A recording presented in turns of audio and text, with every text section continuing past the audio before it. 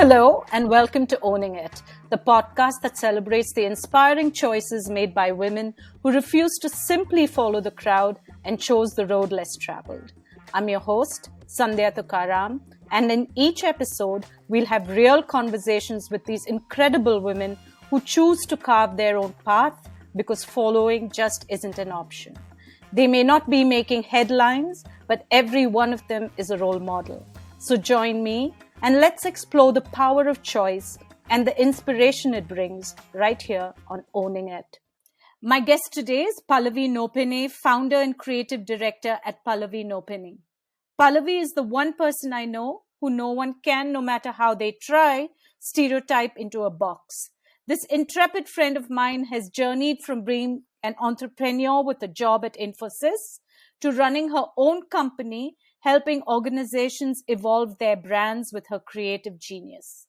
In her spare time, she has even taught herself to handmake her own shoes. Join me as we walk down memory lane of her owning it. I want to start at the very beginning, Pallavi. Yours is an interesting story.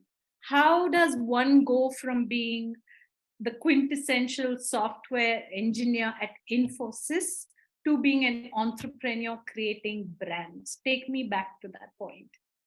Okay. So back in 2001, when I did engineering, really, for one, we didn't have access to the internet. I was a dumbass teenager in class 12 who really didn't think that there was something beyond this, you're in school and it's all fun. And then suddenly you find yourself, with everything familiar around you that has ended and you don't know what's next. So I did what my friends were doing, which was engineering at the time. And, I was a little bit of a geek where I used to enjoy physics and maths. So it felt like, and, in the, I think 80s and 90s, children from the last century, you think engineering is making stuff, right? Like making rockets and inventing things. But we were so clued out of the fact that engineering now is IT, and got into engineering school. Firstly, it was this huge cultural shock, to come from Calcutta to Bangalore, to the outskirts of Bangalore in Banchankari. And I found myself learning things that was so related to computers, and there was a time when we didn't even own a computer, so you literally had to like you were coding but on paper. So it was that I would say it was that cusp between engineering being something that was building things and then the IT revolution. So we're kind of in the middle, and then got employed by Infosys, which at the time seemed like, again, it was this aspirational job almost. Exactly. It was supposed to be this aspirational job. And there were 400 kids in my college, and Infosys was one of the first people who came to hire. And they picked up 100 students, So it was like they almost had some kind of tie-up with Infosys. And at that time, of course, you didn't know that you're getting into this boring ass job where for 6 months you're literally sitting on what you call the bench, which is like waiting for them to employ you in something. And that you imagine going, they had this thing that you had to clock 8.5 hours a day. So you sign in the morning, and it's in Hinjewadi, which is like 45 kilometers away from the city. It was just so boring, like we literally, me and my friends used to sit and exchange memes all day on the intranet because we didn't have access to the internet. So after a year of doing this, oh gosh, I was so fried. And I think I was, I'd injured my leg, and there was a day when I just couldn't get out of bed, and I was like, God, I know I need to serve this 1 month notice. How the hell am I going to do it? So I called my supervisor and I was like, I just can't do it. I was like, I'm not coming back to work. I'm sorry, I'm not serving my notice. And he was like, that's fine. Because, they could see how miserable I was. And they didn't want to push it. And I was useless too, because, I don't know what the hell I was doing. So anyway, I got out of that, and then it was like, I've spent 6 years trying to build this career, and now I have nothing. Thankfully, my parents, who are super sweet, they never really wanted me to do engineering in the first place because they were quite okay with anything I wanted to do. My mom was most happy that I'm finally coming back home. So she was super excited. She was like, yeah, yeah, come. We'll have fun. And so, but I mean, I think the first few months was super depressing because, you see everyone around you is on some kind of path and, they're progressing from one thing to the other. And suddenly you're back to square one when you were like You feel 17 like years you're the old. only one that doesn't know what the hell you wanted in life. Yeah. And you don't know what to do. So, you're just like whiling away your time thinking, what am I supposed to do with my time? And, is life really like this? So, anyway, dabbled in a whole bunch of things. So, I was like, chalo, let's experiment, let's relearn. So, I did all kinds of anything that came my way that I found interesting. So, I joined Spanish classes and I did that for a year. And the teacher was fantastic and they were giving out one scholarship to go to Spain and study advanced Spanish for one summer. And I think the reason I wasn't the best in class, but the reason I got it is because I had a passport and all the other students didn't. Hey, the reason is a reason. Yeah. Let's not So I judge the reason. Yeah. yeah. So this $3,000 grant from the Spanish government to go and study in Spain, and they paid for my tickets and everything. It was great fun. So like this, I did a whole bunch of things. So I went back to playing the piano, and I started giving my grades. I gave up till grade 5, and then I failed grade 7 because I was like I could jump from 5 to 7. Then I did a year of dance. I did Atakalari, which is a contemporary dance institute in Bangalore. So I did that, and that was like a super intense year because you were working out 10 hours a day. I had all kinds of injuries. I broke my nose. I lost my depth vision. I actually think I first met you in that phase. Yeah, possibly. Yeah. But it was fun because it was an exploration of my body that I hadn't done. Yeah. So I think that was a great year. It was kind of like military in terms of the discipline required. So, and that's when I met Arjun. And then ended up dating him and getting married to him and staying back in Bangalore. And this was 3 years into my exploration. So all kinds of things that happened. Theater had happened. And then...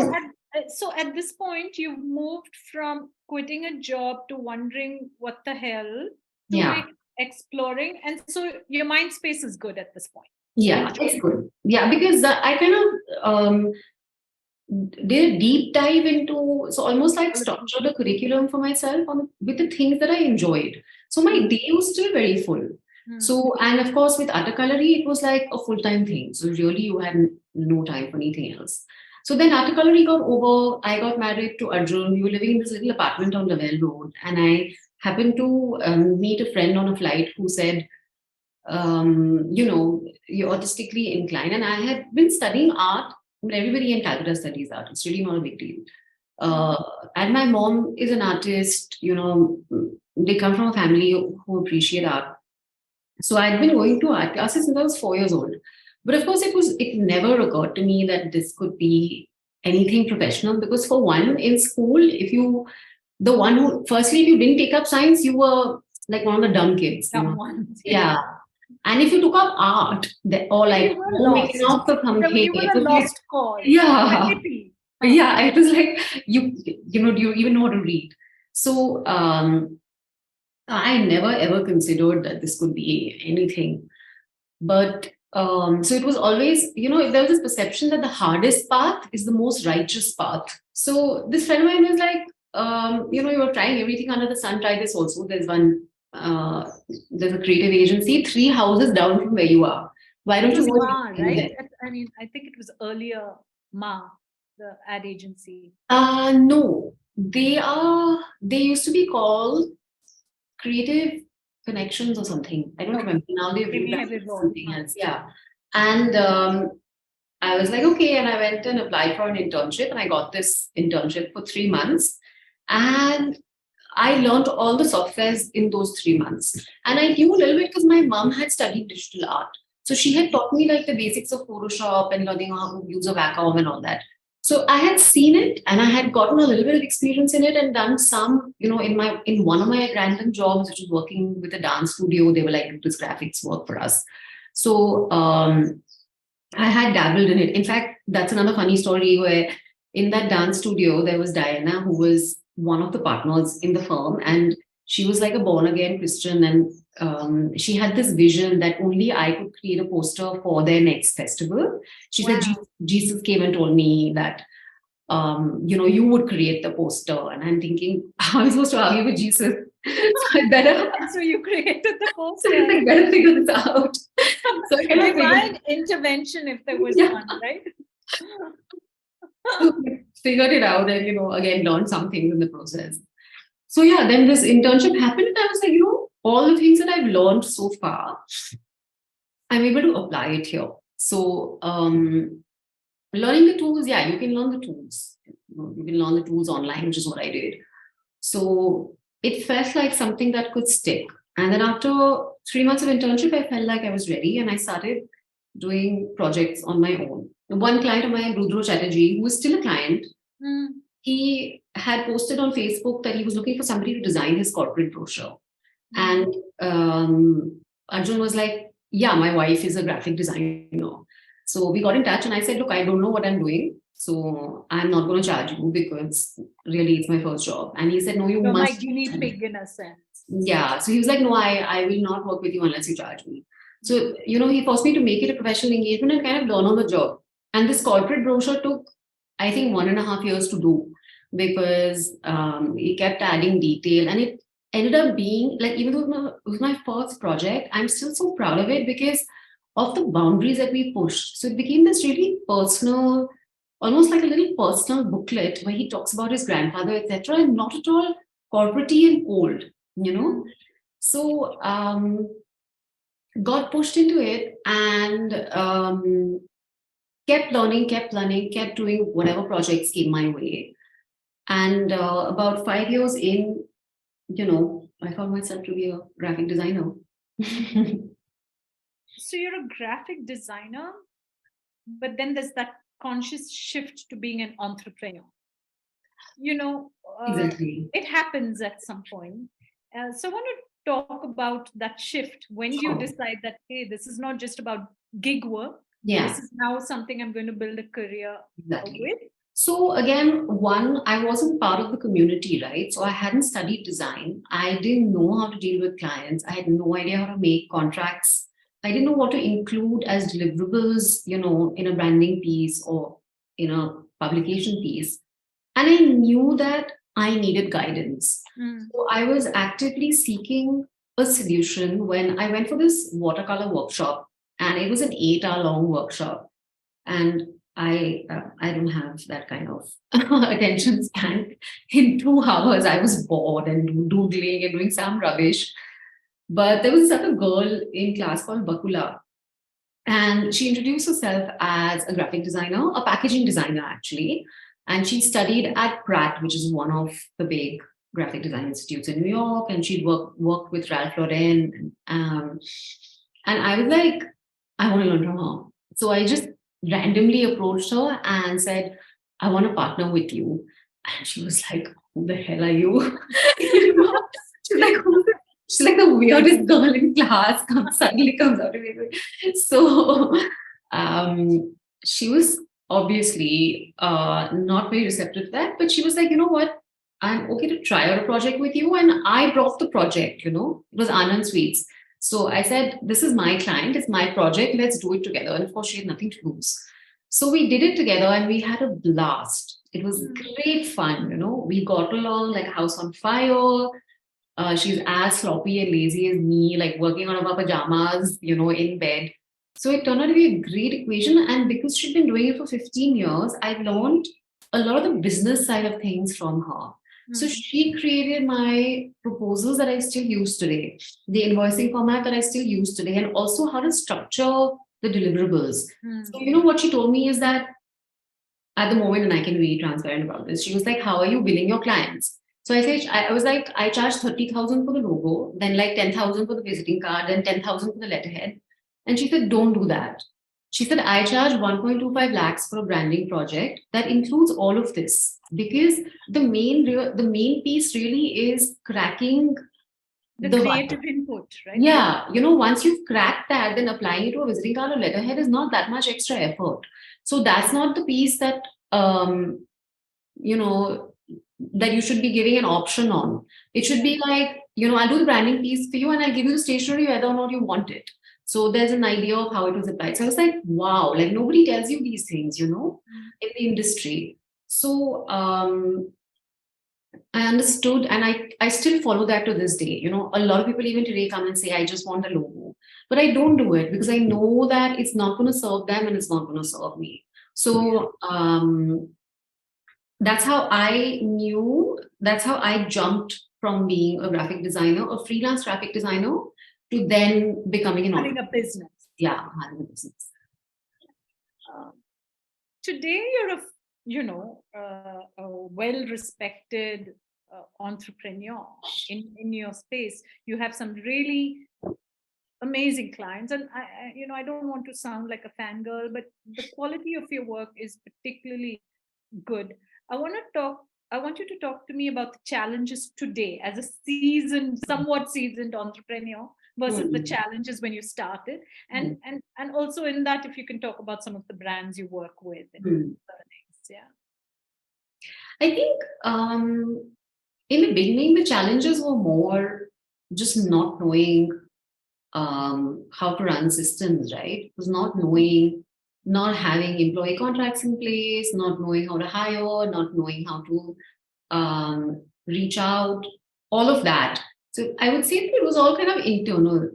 Today, the challenges are perhaps a bit more external. For one, I think one of the biggest challenges for any creative person is that your time is finite, and you would know as a consultant, right? That at the end of it, your time isn't scalable. So then you have to find a way to groom the next generation of talent that for you to be able to scale. Or you play a different game where, you become the best at what you are, and you play a PR game where you can charge the earth and people just want that connection to you and they will pay.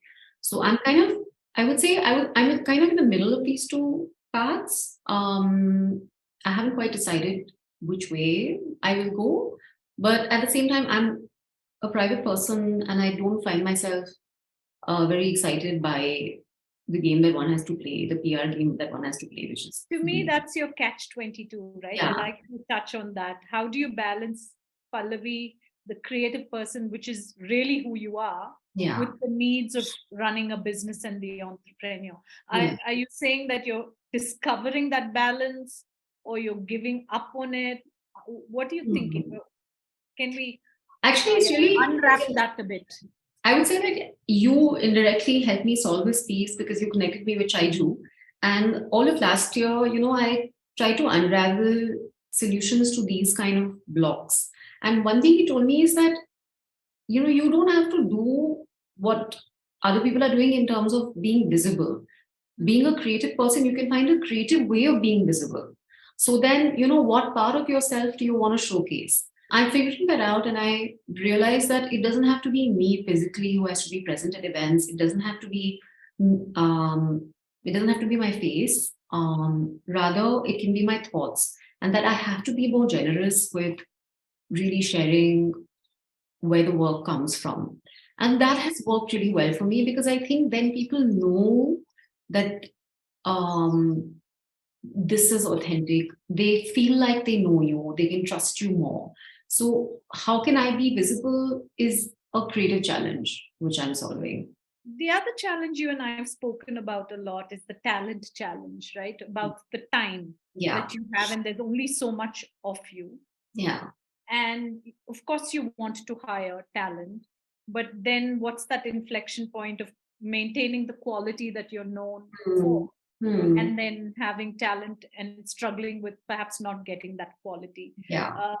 So the talent piece, firstly, there's a tactical piece to it where, you have to have enough of a reach that firstly you have the choice to hire the right candidate. For me, that was a tough one before because I didn't know how to reach out to the right audience, So that I have figured out a little bit more. So now the number of applicants are much higher. So I'm able to get more quality applicants, number one. Number two, I think there's a little bit, what I have figured out is the pieces that they can do and the pieces that I need to do.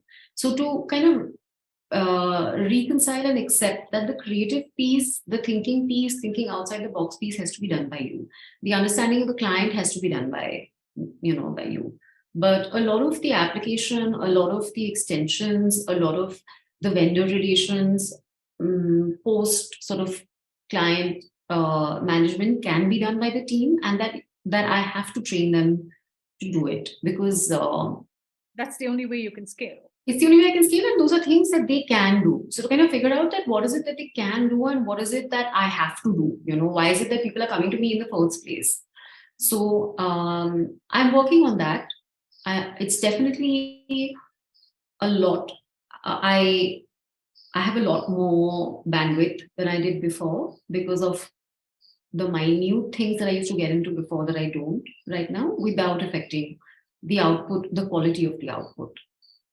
If you solved for creativity and time, is your ambition like really big? What's your level of ambition? I want to understand as I can tell you the founder of this organization. Yeah, I mean, I don't actually have a long-term vision. I feel like I don't really think that far. But I can tell you that this year, and I can tell you numbers. For me, this year, my goal would be to bring in revenue of about 1 crore a month, which is 12 crores a year. I'm nowhere there. I feel like it is possible, but there are certain things that I need to fix. There are certain leaks in the system that I need to fix, which I'm working towards more strategically. I want a team that is about 15 members strong with different creative minds. So I want to hire illustrators. I want to hire digital marketing people. So I want to have a boutique agency with really, really good talent and a sort of covering the spectrum of what a new age business would need. Yeah. And I want you to get there. I mean, your level of talent needs that ambition. But I want to now talk about something else we've spoken about a little bit. And this is more in the context of other emerging entrepreneurs, right? Looking back, what were things you wish were in place already for a first-time entrepreneur? That's a tough one because I think, firstly, this category of business is a new age one, right? So, say for example, if you want to learn how to be an accountant, I'm sure that there are processes and protocols in place that one can inherit from. But because it's a new age business, the digital field is so new. Templatizing it or understanding protocols, etc. Even the business side of things? I don't think actually that something like this could have been templatized then. I think it can be now, and there are a lot of resources available today. Like you can get a proposal format or an invoice format of the internet because there are so many creative entrepreneurs who are willing to almost sell their digital products and services, right? So I would say the only thing that I wish was available then and now is some kind of a comprehensive course that had a selection of the best resources, how do you learn this? How do you learn this after that? And this is what you should have learned. I mean, of course, I'm sure that's what they do in college, but since I didn't go to college, it would have been great for me to have access to those resources. So what I've done, at least on my part, is that on my blog, I have uploaded all of the workshops that I've ever done over the last 10 years. So if anybody wants to comprehensively learn this on their own, they can. No, thanks. I'm going to include that link in this conversation. Are you good with money as a businesswoman, Pallavi? Again, I mean, what do you compare? Do you know how much? Are you good with the budgeting side of things? No, I don't think I am. I don't actually. I don't keep track of the number of hours I spend on a project. I don't keep track of how much I've spent. In my early years, I made absolutely nothing. I think till year 5, I was earning 3 lakhs a year, which is ridiculous because, I would take a project and spend half a year doing that. So, but I think that I don't regret it because money has never been front and center of my practice. It's always been the exploration which has been front and center. And the exploration, because that's what interests me, right? My mind has to wander. My mind has to go to places that it hasn't been before, to learn things from people. And it's that exploration that obviously takes time, but also in the end stands out. So I'm not good with money, but I feel like, again, it works in my favor because I'm not being calculating or transactional. And I know that that's what lends to quality. And if I ever were to become, say, the best in India, it would be that, that non sort of, Not compromising on quality. And the yeah, money will follow that anyway. Yeah, like somebody who pays me, X versus somebody who pays me 10X. I put in the same amount of effort and be as excited about both because it doesn't matter what you got paid. You've forgotten that once the invoice is closed. After that, it really is just about how exciting this is. I want to shift to something that I feel very strongly about normalizing. I talk a lot about mental health. I've struggled with that in the last 2 years. And I really think it's important to normalize it. I want to ask you how you nurture mental health. And it may not be a conflict, but there may be a conflict with the requirements of being an entrepreneur, and there are many aspects to that. Yeah, oh gosh. I mean, I've struggled with this too. In fact, I think last July, I felt like I was at a real crossroads and I didn't know what I was doing. I was questioning, why am I doing this? I'm kind of adding to this very capitalist culture of the world. I'm creating more junk. And really, is this what I was meant to do? And I think for 3 months, I really couldn't do very much work because it didn't feel authentic. It didn't feel like this is where my heart was. But of course, I think the clarity came for me. I did get hit by depression, clinical depression, and I did start taking medication. The medication took a couple of months to settle in. And then I did this spiritual retreat, which, I don't know, did wonders for my life.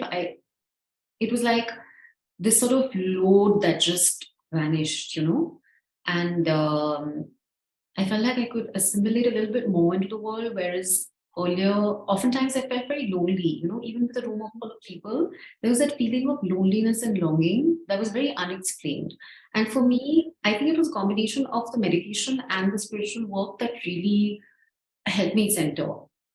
And once that happened, I think I'm a lot more confident in now being okay to limit my time with anything, whether it's my team, whether it's with clients, whether it's any sort of commitment, right? I don't commit to things easily. I think there was this inherent fear of not being liked or not doing enough or not being good enough or, this thing that you would fail.